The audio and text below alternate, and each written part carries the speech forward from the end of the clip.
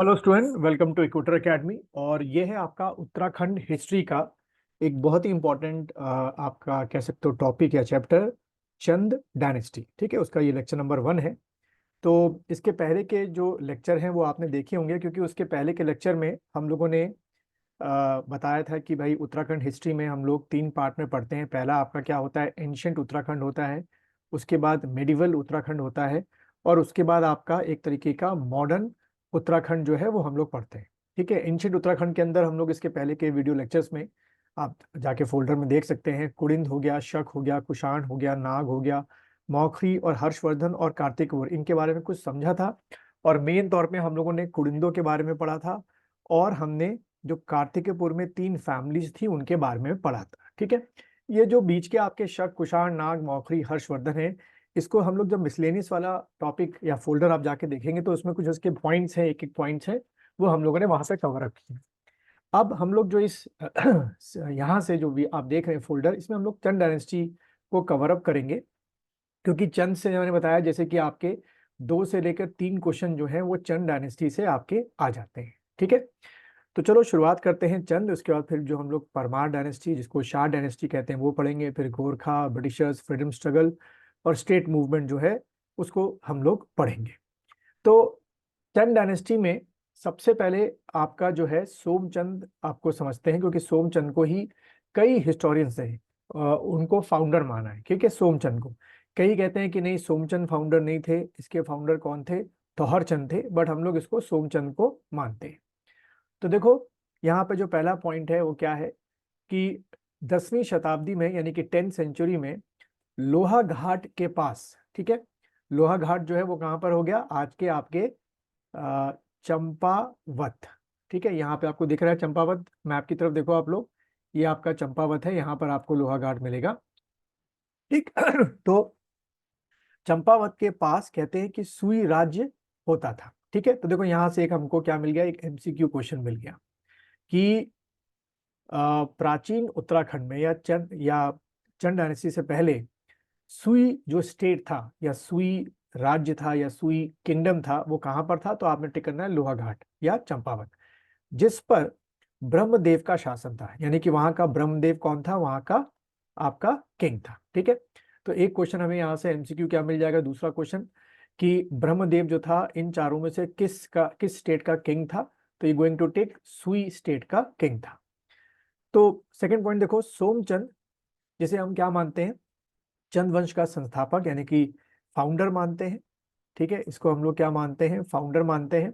कहते हैं कि 1020 से 1025 के बीच जो है सोमचंद ने इस चंद डायनेस्टी की स्थापना की थी। ठीक है, तो ये जो डेट है ये बहुत सी किताबों में अलग अलग दे रखी है, इसलिए हम लोग बीच की एक डेट लेते हैं, 1020 से 1025 तक। ठीक है, फिर ये वाला पॉइंट भी आप याद रखिए कि भाई वो किसका उपासक था, शिव का उपासक था। ठीक है, ये पूछ लेते हैं भाई कि किसको फॉलो करता था, तो शैव धर्म को फॉलो करते थे। कौन, सोमचंद साहब फॉलो करते थे। ना अगला पॉइंट देखो, जो हिस्टोरियन बद्री दत्त पांडे हैं, ठीक है, इनके अनुसार सोमचंद जो थे वो 27 आदमियों के साथ कहाँ की एक धार्मिक यात्रा पर यानी कि रिलीजियस यात्रा पर, ट्रैवलिंग पर आए थे, जिसको हम लोग इंग्लिश में बोलते हैं पिलग्रिमेज ट्रैवलिंग, श्री बद्री नारायण की यात्रा पर आए थे। ठीक है, तो ये 27 आदमी इतना याद रखना जरूरी नहीं है, बट ये आपसे पूछ सकते हैं कि बद्री दत्त पांडे के अनुसार सोमचंद उत्तराखंड में किस रिलीजियस यात्रा पर, धार्मिक यात्रा पर आए थे, तो मेन तौर पे श्री बद्री नारायण की यात्रा पर आए थे, जो आज भी हजारों लाखों लोग आ रहे हैं, आए थे। ठीक है, और हुआ ये कि जो आपके ब्रह्मदेव थे, हमने ऊपर पढ़ा, जो कि सुईराज के शासक थे, उन्होंने अपनी बेटी का विवाह जो है वो किससे किया, सोमचंद से किया। ठीक है, तो मैरिजेबल रिलेशनशिप स्टैब्लिश हुए किसके बीच में, सोमचंद और आपके सुईराज के ब्रह्मदेव के बीच में, और दहेज के तौर पे, डाउरी के तौर पे 15 बीघा जमीन दी। ठीक है, तो यहाँ से जो फैक्ट आपसे क्वेश्चन में पूछ सकते हैं आपके एमसीक्यू में, वो ये पूछ सकते हैं कि भाई आपके जो सोमचंद थे उनकी शादी जो है किसकी बेटी से हुई थी, तो श्री आपके क्या ब्रह्मदेव की बेटी से हुई थी। ब्रह्मदेव ने अपनी पुत्री का विवाह, जैसे मैंने ऊपर बताया, मैरिड टू सोमचंद, और दहेज स्वरूप जो ये 15 बीघा जमीन के स्वरूप चंपावत के कोतवाल छावनी भेंट में दी। यानी कि यहां से क्या समझ में आया है कि शादी स्वरूप जो है ब्रह्मदेव ने सोमचंद को 15 बीघा जमीन के साथ साथ और क्या दी, कोतवाल छावनी जो है भेंट में दी। तो ये क्वेश्चन आपके एग्जाम में बन सकता है एमसीक्यू में कि दहेज के तौर पे सोमचंद को इन चारों में से क्या चीज मिली थी। तो 15 बीघा जमीन तो नहीं पूछेंगे, बट मेन तौर पे जो कोतवाल छावनी है वो आपसे एक ऑप्शन में लिखा होगा, छोतवाल छावनी जो है वो दी गई थी। तो अगला पॉइंट देखो, सोमचंद ने चंपावत में, ठीक है, ये हमारा चंपावत, बार बार ध्यान रखते रहो, चंपावत जो कि किससे, आपका नेपाल से बाउंड्री अच्छी खासी शेयर करता है, ने राजबुंगा किले का निर्माण कराया और इस किले से सोमचंद वंश की स्थापना या आगे बढ़ाया। ठीक है, तो क्वेश्चन आएगा, बताओ इन चारों में से किस चंद शासक ने राजबुंगा फोर्ट, इंग्लिश में क्या बोलेंगे, राजबुंगा फोर्ट की स्थापना की। तो उसको लिख लो, Rajbunga fort has been established by Somchand. ठीक है, और या दूसरा आपका एक क्वेश्चन आ सकता है, सेकंड क्वेश्चन कैसे आ सकता है कि राजबुंगा किला जो है वो कहां पर है, आज की तारीख में भी है, वो आपके चंपावत में है। ठीक है, चलिए आगे बढ़ते हैं। फिर अगला क्वेश्चन है कि भाई सोमचंद माना कि बद्रीनारायण की यात्रा पर ये आए थे, जो हमने पढ़ा कि श्री बद्रीनारायण की यात्रा पर आए थे, बट कहाँ से आए थे, ओरिजिन क्या था, यानी कि कहाँ से उनका ओरिजिन था।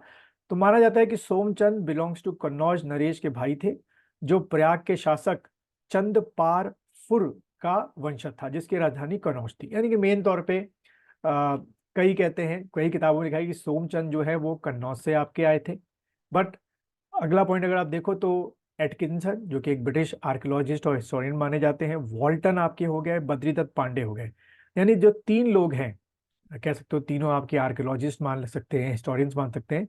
अकॉर्डिंग टू देम चंदों का मूल निवास प्रयाग के निकट आपका झूसी बताया गया है, जबकि इलियट के अनुसार चंदों का मूल निवास झांसी है। तो यहाँ पर जो झूसी और झांसी, इसकी जो वर्ड प्रोनाउंसिएशन है, बस उसको लेके थोड़ा सा कंफ्यूजन शायद इन दो ग्रुप्स के बीच में हो गया। पहला ग्रुप कौन सा हो गया, एटकिंसन, वॉल्सन और बद्रीदत्त पांडे, ये आपके झूसी बताते हैं, जबकि जो एलियट है आपका वो बताते हैं कि ये झांसी से आए थे। ठीक है, तो इस वाले पॉइंट से ही आपका एक एमसीक्यू क्वेश्चन या दो एमसीक्यू क्वेश्चन हमारे तैयार हो गए कि अच्छा बताओ कि अकॉर्डिंग टू एटकिंसन, वॉल्टन और बद्रीदत्त पांडे, चंदों का ओरिजिन पॉइंट क्या था, झूसी था, तो झूसी टिक करके आ गया। और अकॉर्डिंग टू एलियट इनका जो ओरिजिन पॉइंट था वो क्या था, झांसी था, तो झांसी आप टिक करके आ गए।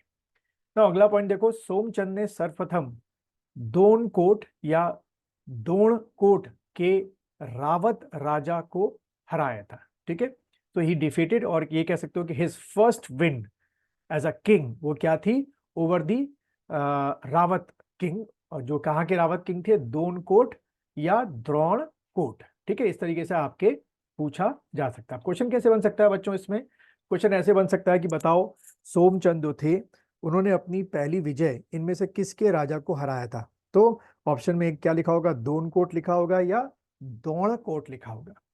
ना सोमचंद ने मेहरा व फर्तियाल ये को मंत्री व सेनापति बनाया। ठीक है, तो इसमें क्या भाई, आपके जो मेहरा होंगे वो क्या बने होंगे, आपके मिनिस्टर बने होंगे, और फर्तियाल जो कास्ट वाले लोग हैं वो क्या बने होंगे, आपके सेनापति बने होंगे। तथा बनाया जिसका मुख्य सेनापति कालू तड़ागी था। ठीक है, चीफ ऑफ आर्मी, इसको आप क्या लिख सकते हैं, चीफ ऑफ आर्मी। ठीक, अब यहां से देखो बच्चों क्वेश्चन कैसे आएगा आपके एग्जाम में, क्वेश्चन ऐसे आएगा कि अच्छा ये बताओ कि कालू तड़ागी जो है इन चारों में से किस चंद किंग का चीफ ऑफ आर्मी था। तो बस जहां जहां आप कालू तड़ागी पढ़े उतनी बार आपके दिमाग में नाम क्या आना चाहिए, सोमचंद का नाम आना चाहिए। ठीक है, देन अगला पॉइंट ये भी कई किताबों में लिखा आ सकता है, सोमचंद ने 4 किलेदार जो है वो नियुक्त किए, यानी कि अपॉइंट किए, और ये जो अपॉइंट थे इनके नाम क्या थे, कार्की, बोरा, तड़ागी और चौधरी, जो कि नेपाल के माने जाते थे। और इन चारों को एक साथ, ठीक है, क्या कहा जाता था, इन चारों को चाराल या चार आल भी कहा जाता था, दे नोन एज चाराल और चार आल। ठीक है, अब यहां से अगर क्वेश्चन बनना होगा तो कैसे बन सकता है कि एक क्वेश्चन, यहां से दो क्वेश्चन देखो बन सकते हैं इस पॉइंट से कि चराल या चार आल में इनमें से कौन सा नहीं है। तो आपको कार्की दे दिया, बोरा, तड़ागी दे दिया, एक वो हटा देंगे, कोई और अल्टरनेटिव दे देंगे। इसलिए आपको ये चारों नाम याद रहने चाहिए। कार्की इंग्लिश में लिखना है तो इंग्लिश में लिख लो, स्पेलिंग कारकी की कुछ इस तरीके बनेगी, कारकी, ठीक है। और उसके बाद सेकंड आपका बोरा, उसके बाद थर्ड आपका तड़ागी। अब देखो ड़ा की जो स्पेलिंग है वो इंग्लिश में नहीं बन पाती है, और उत्तराखंड पढ़ते समय सबसे ज्यादा आपको ड़ा मिलेंगे। और फिर फोर्थ क्या हो गया, चौधरी हो गया, ठीक है। देन और भी क्या है सोमचंद के बारे में, सोमचंद ने गांव में यानी कि आपके क्या जो विलेजेस थे उसमें बूढ़ा एंड सयानों की नियुक्ति की, ठीक है, अपॉइंटमेंट की। अतः कुमाऊं में जो पंचायती राज सिस्टम है उनका इनको फाउंडर माना जाता है, ठीक है। तो यहां से हमको क्या मिल गया, 3 क्वेश्चंस अलग अलग बन सकते हैं कि चंद डायनेस्टी में बूढ़ा या सयानों का अपॉइंटमेंट किसने किया, सोमचंद ने। तो इसको अगर आपको इंग्लिश में लिखना है तो इंग्लिश में लिख लीजिए, सोमचंद अपॉइंटेड बूढ़ा एंड सयाना। और दूसरा पॉइंट बना के लिख लो, Somchand started the panchayati raj system in Kumaon reason.